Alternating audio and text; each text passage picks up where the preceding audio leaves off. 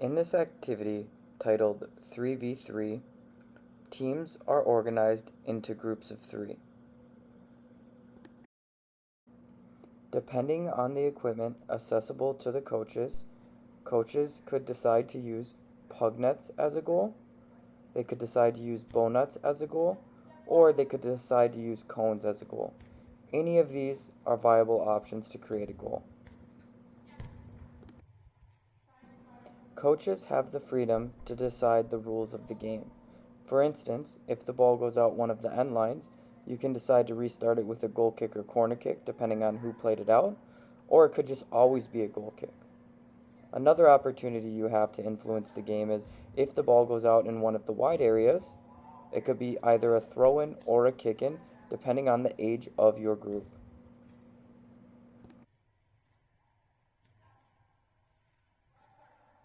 An additional factor that largely depends on the age of your group is the size of your field. If you are coaching U4 to U6, you might have to use a smaller field to allow the players to still get more touches on the ball. The field size could be 20 yards long by 15 yards wide. If you are coaching an older group or a group that is proficient in their skill, you might choose to use a larger grid, a grid that could be 30 yards long by 25 yards wide.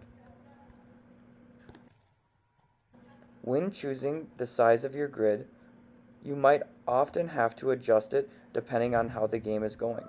Don't be afraid to adjust the size of your field.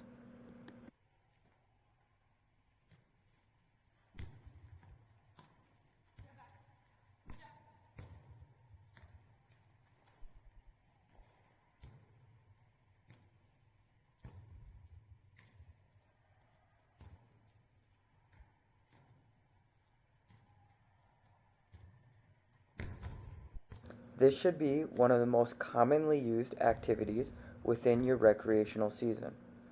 A 3v3 game allows players technical repetition to be able to pass, shoot, and dribble the ball. Additionally, players are required to make decisions with the ball and without the ball.